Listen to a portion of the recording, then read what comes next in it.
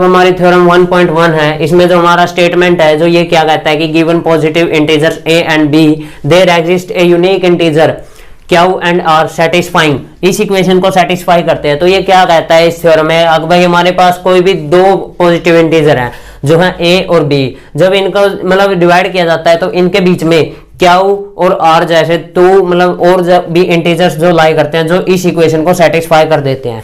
ठीक है, तो इस कंडीशन को हम सेटिस्फाई करने के लिए चलिए कोई भी एग्जांपल लेते हैं। चलो हम हमारा ए ले लेते हैं, जो हमारा ए है वो हम लेते हैं 445। 445 को जब हम डिवाइड करते हैं 5 से तो ये आता है कुछ, 445 को जब हम डिवाइड करते हैं 5 से, सो 5 पे कितने पे चलेगा, ये चलेगा 8 पे। सो इसके बाद ये 8 आ जाता है हमारा यहाँ पर ऊपर, और इसके बाद हमारा 4 5 देखिए अभी हमारा 9 पे, और ये हो जाता है हमारा 45। सो जब हम इसको माइनस करते हैं तो ये आ जाता है हमारी कंडीशन की पूरी सेटिस्फाई कर देता है। यानी कि देखिए जो हमारा ये होता है, इस तरफ मैं दिखा देता हूँ एक बार ब्लैंक्स में। सो जो हमारा जो इसमें डिवीजर होता है इसको हम कहते हैं डिवीजर, और इसको हम कहते हैं डिविडेंड, और जो हमारा ऊपर होता है वो होता है कोएफिशिएंट, और जो यहाँ पर होता है हमारा ब्लैंक्स होता है, मतलब जो भी हम माइनस करते हैं रकम को स्टेटमेंट करते हैं। इसके बाद हमारा जो नीचे बचता है वो होता है हमारा रिमाइंडर।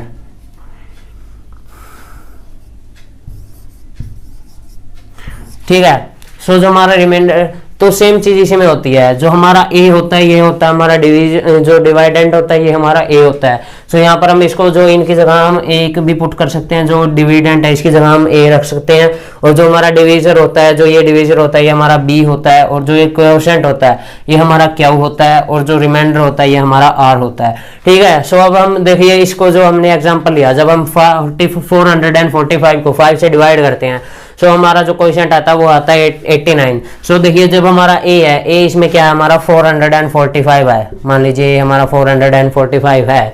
सो इसके बाद जो हमारा जो बी है, बी हमारा कितना निकला, इसमें जो हमारा बी है वो जो, और क्या हुआ हमारा 89, और बी है हमारा 5, यानी कि जो डिवीजर है वो बी होता है और जो कोएफिशिएंट है वो क्या होता है। ठीक है, तो डिवीजर है अपना 5 मल्टीप्लाई 89, और देखिए अब हमने लिखा हुआ है कि प्लस आर, तो इसमें जब हम रिमाइंडर को जोड़ देते हैं, रिमाइंडर है अपना 0। ठीक है, तो 445 को जब हम सोल्व करते हैं, ये तो हमारा सोल्व है, LHS तो हमारी सोल्व है, जब RHS को सोल्व करते हैं यानी कि 5 की मल्टीप्लाई जब 89 से करते हैं तो ये कितना आता है, ये आता है हमारा 445 प्लस 0। सो ये का ये, और जो हमारी कंडीशन है यहाँ पर देखिए गाइस सेटिस्फाई हो रही है, यानी कि जो हमारी कंडीशन है यहाँ पर सेटिस्फाई हो रही है। तो ये थ्योरम यही कहती है कि जो हमारा जो अभी हम देखते हैं कि जो हमारे गिवन कोई भी पॉजिटिव इंटीजर ए और बी होते हैं उनके बीच में जो क्या और आर भी पॉजिटिव इंटीजर होते हैं जो इस कंडीशन को सेटिस्फाई कर देते हैं। सो गाइस इसमें एक और चीज होती है कि जो इसमें हमारा आर है, जो हमारा रिमाइंडर है, या तो ये 0 के इक्वल होता है या इससे बड़ा होता है, और जो बी है यानी कि जो हमारा रिमाइंडर है ये बी से यानी कि डिवीजर से इससे हमेशा छोटा होगा। यहाँ पर देख लीजिए जो हमारा रिमाइंडर 0 निकला है, जो कि छोटा है 5 से, यानी कि जो हमारा रिमाइंडर है छोटा है 5 से, यानी कि जो यहाँ पर ये कंडीशन में सेटिस्फाई हो रही है। और देखिए गाइस हमारा रिमाइंडर या तो यहाँ पर 0 के इक्वल होता है या फिर 0 से बड़ा होता है। तो देखिए हमारा रिमाइंडर 0 निकला, क्या ये 0 के इक्वल है? हाँ, ये 0 के इक्वल है, यानी कि ये दो चीजें भी प्रूव करनी थी, ये भी प्रूव कर दिए। और देखिए ये हमने इसके जो मतलब इसके थ्रू है ये हमने प्रूव कर दिया है। सो गाइस ये थी हमारी थ्योरम 1.1। और जो ये है जो इसमें एक होता है गाइस, इसमें दिया हुआ है, इसमें अलग से दिया हुआ है कि ये जो यूक्लिड का डिवीजन लेमा है। सो ये कईयों को कंफ्यूजन होता है लेमा और एल्गोरिथम में। सो जो हमारा लेमा होता है गाइस वो होता है एक प्रूवन स्टेटमेंट, जो लेमा कह सकते हैं कि जो हम प्रूवन स्टेटमेंट है, जो स्टेटमेंट होते हैं, जैसे कि ये है, ये हमारा लेमा है। और एक होता है एल्गोरिथम। एल्गोरिथम क्या होता है कि भी किसी भी क्वेश्चन को यानी किसी भी मतलब एक स्टेप की वेल सीरीज होती है, जैसे कि हम सीढ़ियां चढ़ते हैं स्टेप बाय स्टेप। ये तो नहीं है कि हम पहली सीढ़ी से सीधी आखिरी तक पहुंच जाएंगे, तो हम स्टेप बाय स्टेप करते हैं, तो वह एल्गोरिथम हो जाता है। ऐसे ही मैथ में भी होता है, जो हम किसी भी क्वेश्चन को स्टेप बाय स्टेप सोल्व करते रहते हैं, स्टेप बाय स्टेप चलते रहते हैं। लेकिन जो हमारा लेमा होता है ये एक प्रूवन स्टेटमेंट है, पहले से पका पकाया फल मिल जाता है, वैसा काम है। तो यहाँ पर देखिए जो लेमा है ये पहले से एक प्रूवन स्टेटमेंट है, ये और स्टेटमेंट को प्रूव कर देती है। देखिए अब देखिए जो लेमा है हमने कहाँ पर यूज किया, यहाँ पर देखिए, यहाँ पर हमने एल्गोरिथम का यूज किया, हमने स्टेप बाय स्टेप इसको सॉल्व किया। फिर जो लेमा क्या था, हमने यहाँ पर आके लेमा का यूज कर दिया। लेमा क्या होता है, इस स्टेटमेंट को प्रूव कर दिया इसने, भाई जो 445 है ये इक्वल है 445 के, ये जो हमारा हमने इस स्टेटमेंट को यहाँ से प्रूव कर दिया। सो इसको कहते हैं lemma. So hence the theorem is complete. So theorem 1.2 क्या कहती है हमारी, every composite number can be expressed as it product of its prime number, यानी कि जो इस प्राइम, यानी कि जो हमारा कोई भी कंपोजिट नंबर है, मान लीजिए हमने कोई भी कंपोजिट नंबर लिया x, ये इसके जो प्रोडक्ट हो जाते हैं वो इसके हो जाते हैं प्राइम नंबर हो जाता है। जैसे कि पहला प्रोडक्ट हो गया इसका p1, फिर दूसरा हो जाता है p2, फिर तीसरा हो जाता है p3, और ऐसे ऐसे मतलब आखिरी तक चलते रहते हैं, ये p की n तक चलते रहते हैं, ठीक है। यानी कि इस फॉर्म में होता है, ये हमारी स्टेटमेंट होती है, ठीक है। तो अब चलो x की जगह मैं इसको क्लियर करने के लिए थोड़ी सिंपल एस्ट वे में देखते हैं। जैसे कि मैंने दे दिया कोई भी कंपोजिट नंबर 9, सो जो ये 9 है इसको हम 1, यानी कि जो इसके फैक्टर्स हैं, प्राइम फैक्टर्स है, इसको उसमें भी लिख सकते हैं। सो इसके प्राइम फैक्टर्स होते हैं 3 × 3, यानी कि जो हमारा 9 है इसको हम 3 की पावर 2 या ये भी लिख सकते हैं, या फिर 3 × 3 भी लिख सकते हैं। यानी कि जो ये थ्योरम यही कहती है कि जो हम किसी भी कंपोजिट नंबर है, यानी कि कोई भी हमारा जो कंपोजिट नंबर है, इसको हम इसके प्राइम के प्रोडक्ट में दिखा सकते हैं, ठीक है। तो ये हमारी थ्योरम 1.2 कहती है। और इसके बाद इसमें अब जैसे ही प्राइम नंबर मतलब प्राइम फैक्टरिज्म तो आ ही गया है, सो अब HCF LCM को भी क्लियर कर ही देते हैं। सो जो HCF होता है गाइज, ये क्या चीज होती है, जो HCF होता है ये होती है कि वह बड़ी से बड़ी संख्या जो किसी भी संख्या को पूरा पूरा भाग करे, यानी कि मान लीजिए कोई भी ग्रेटर होता है हाईएस्ट कॉमन फैक्टर, यानी कि वह बड़ी से बड़ी संख्या जो किसी भी संख्या को पूरा पूरा भाग करे। जैसे कि मैं आपको दे देता हूँ, एक तो दे दिया मैंने आपको 30 और एक हो जाता है हमारा 40, ठीक है। इसके बीच में कुछ ना कुछ, तो देखिए 30 है जो हमारा, इसको प्राइम फैक्टराइजेशन मेथड के द्वारा हम सॉल्व करेंगे। सो प्राइम फैक्टराइजेशन मेथड पे हमारा क्या चलता है, ये पहले चलता है 2 पे, इसके बाद आ जाता है 15, फिर ये चलता है 3 पे, ये आता है हमारा 5, फिर 5 पे, ये खत्म हो जाता है हमारा 1 पे। फिर जो है ये है इसका जो 40 होता है इसका हो जाता है 2 पे 20, 2 पे फिर चलता है ये हमारा 10 आ जाता है, और फिर 2 पे चलता है 5 आ जाता है, और फिर 5 पे आके ये 1 आ जाता है। सो अगर हमको कहा जाए कि जो 30 और 40 का जो HCF हो ये कितना होगा, सो हम लिख सकते हैं इसको। देखिए पहले 30 के फैक्टर्स लिखेंगे हम 2 × 3 × 5, ठीक है। उसके बाद लिखेंगे हम 40 के फैक्टर्स 2 × 2 एंड देन 5, ठीक है। सो इसका कॉमन फैक्टर निकाल लीजिए, जो कॉमन फैक्टर होता है वही HCF होता है, ठीक है। उसकी मल्टीप्लाई होती है, जो कॉमन फैक्टर्स होते हैं इसकी मल्टीप्लाई होती है। सो कॉमन फैक्टर आ जाते हैं इसके, देखिए कॉमन फैक्टर आ जाते हैं इसके, CF लिख रहा हूँ मैं शॉर्ट फॉर्म में।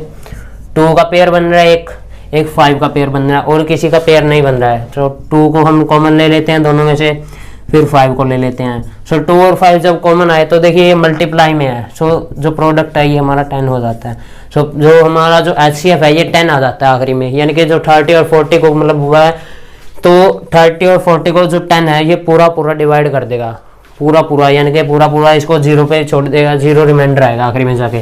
सो ये तो होता है हमारा HCF। और एक होता है हमारा LCM। LCM होता है कि जो हमने अब ये नंबर्स लिए थे, मान लीजिए मैंने 30 और 40 के प्राइम फैक्टर्स किए। सो देखिए अब क्या होता है कि जो 30 और 40 है LCM में ये तो चीज है ही, पहले तो LCM में हम कॉमन ले लेंगे, जो भी कॉमन है इसमें कॉमन है, और हमारा 2 आया था और 5 आया था। सो इनको तो निकाल देंगे। अब जो रह गए हैं, जैसे कि अब 3 और ये 2 रह गए हैं, नीचे वाले में, ऊपर वाले में क्या रह गया है 3 रह गया है, और नीचे वाले में 2 × 2 रह गया है। सो जो हमारा LCM हो जाएगा ये पूरे मल्टीप्लाई, सो 2 × 5 10, एंड देन 10 × 3 30, 30 × 2 60, 60 × 2 120, ठीक है। सो जो हमारा LCM है ये आता है हमारा 120। सो जो LCM होता है ये स्मॉलेस्ट होता है, यानी इसको हम कह सकते हैं कि जो पूरा मतलब छोटी से छोटी संख्या जो किसी भी संख्या को पूरा भाग करे, ठीक है। इसके बाद आ जाता है गाइस, देखो अब HCF और LCM तो आ गया, तो HCF और LCM में देखिए एक और थ्योरम होता है हमारी, जो HCF है, मान लीजिए कि जो HCF है और LCM है, ये हमारे जो I हैं ये इक्वल होते हैं प्रोडक्ट ऑफ 2 नंबर्स, यानी कि इन 2 नंबर्स के प्रोडक्ट के इक्वल होते हैं, प्रोडक्ट ऑफ 2 नंबर्स, ठीक है। मैं नंबर को शॉर्ट फॉर्म में लिख रहा हूँ। तो देखिए जो HCF और LCM है ये हमारे प्रोडक्ट ऑफ 2 नंबर्स के इक्वल होते हैं, ठीक है। ये थ्योरम यही कहती है। और जो ये प्रोडक्ट ऑफ 2 नंबर्स होते हैं, हमारे कोई भी 2 नंबर हो सकते हैं, A और B पॉजिटिव इंटीजर्स, ठीक है। तो 30 और चलो इसको प्रूव भी कर लेते हैं। HCF हमारा आया 10 और एक जो LCM आया वो आया 120। सो 10 × 120 इक्वल होता है 30 × 40, ठीक है। क्या ये इस कंडीशन को सेटिस्फाई करते हैं, देख लीजिएगा।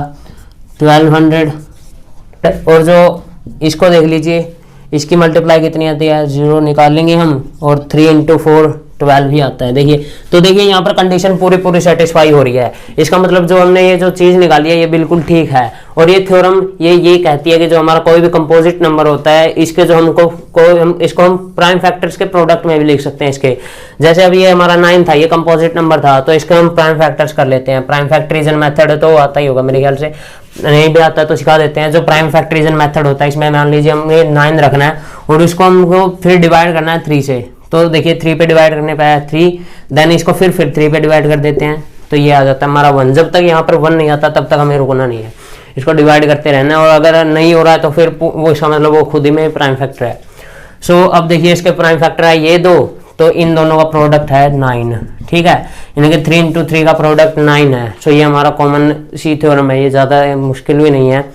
सो मिलते हैं आपको अगले पेज पर। सो गाइस देखिए हमारी थ्योरम 1.3 क्या कहती है कि let p be a prime number if p divide a square then p divides a where a is a positive integer. So देखिए इस थ्योरम में सिंपल सी बात एक ही है कि जो लेट हमने करना है कि p हमारा कोई भी एक प्राइम नंबर है, यानी कि जो हमारा p प्राइम नंबर है और a अगर p डिवाइड करता है स्क्वायर रो। तो देखिए ये जो कॉन्सेप्ट है ये देखिए मैं आपको दिखाता हूँ कहाँ से आया है। यहाँ पर पहले a हमने कोई भी मतलब पॉजिटिव इंटीजर लेट कर लेना है, ठीक है। तो देखिए अब हमारा जो a है ये हम कोई भी पॉजिटिव इंटीजर ले लेते हैं, ठीक है, a ले लिया हमने। और जो p है देखिए हमने थ्योरम 1.2 में क्या सीखा था कि जो हमारा जो पिछला थ्योरम 1.2 थी उसमें क्या था कि हमारा जो पॉजिटिव इंटीजर होता है कोई भी या फिर कह लिए कंपोजिट नंबर होता है, ठीक है ना, तो जो उसके जो फैक्टर्स होते हैं वो किसके जो वो उसको हम किसके इक्वल लिख सकते हैं, इसके प्राइम फैक्टर्स के इक्वल लिख सकते हैं, ठीक है। यानी कि जो इसके भी देखिए अब प्राइम फैक्टर्स क्या हो जाते हैं, a के जो प्राइम फैक्टर हैं वो p1 में चलते हैं, ठीक है।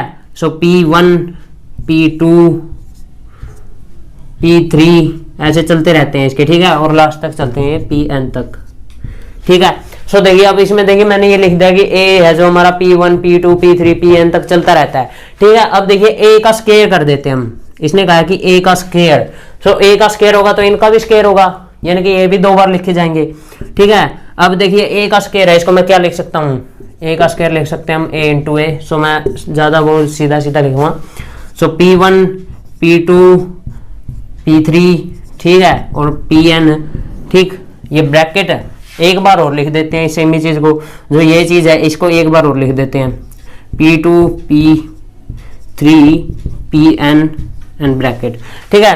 तो देखिए ये कॉन्सेप्ट निकला हमारा इस चीज से, ठीक है। सो ये कि ये पूरे के पूरे जो हमारी कॉन्सेप्ट है, ठीक है गाइस। तो इसमें क्या कहते हैं कि जो हमारा कोई भी ए स्क्वायर है ये जो इसके इक्वल हो जाता है, यानी कि जो इसके प्राइम प्रोडक्ट है इनका भी स्क्वायर ही हो जाता है, ठीक है। तो इसके बाद हम क्या करते हैं, ए अगर ए इसके जो ए के फैक्टर्स ये हैं, यानी कि ए स्क्वायर के भी फैक्टर सेम ही है, बस उनका स्क्वायर किया गया है। यानी कि अगर ए इसके स्क्वायर यानी कि जो इसके फैक्टर अगर एक स्क्वायर को डिवाइड करते हैं तो इसका मतलब ये जो ए है ये आल्सो डिवाइड बाय, ठीक है। तो ये जो हमारी जो ये लाइन है अगर p जो यहाँ पर p है अगर ए स्क्वायर को डिवाइड करता है, यानी कि जो हमारा यहाँ पर p है ए स्क्वायर को डिवाइड करता है, तो इसका मतलब क्या है कि जो हमारा यहाँ पर p है ये a को भी डिवाइड करेगा। सो ये यहाँ पर कंडीशन हमने सेटिस्फाई कर दिया इसकी दोनों चीजों में, ठीक है। सो अब इसको सो गाइस देखिए हम थ्योरम 1.3 का एग्जांपल के साथ समझते हैं। चलो हमने कोई भी पॉजिटिव इंटीजर ले लिया 4 ले लिया और इसके जो प्राइम फैक्टर्स कर लेते हैं। 4 के प्राइम फैक्टर हमको पता ही है कि 2 × 2 होते हैं, ठीक है। अब देखिए इसने कहा है कि स्क्वायर कर लेते हैं 4 का, चलिए,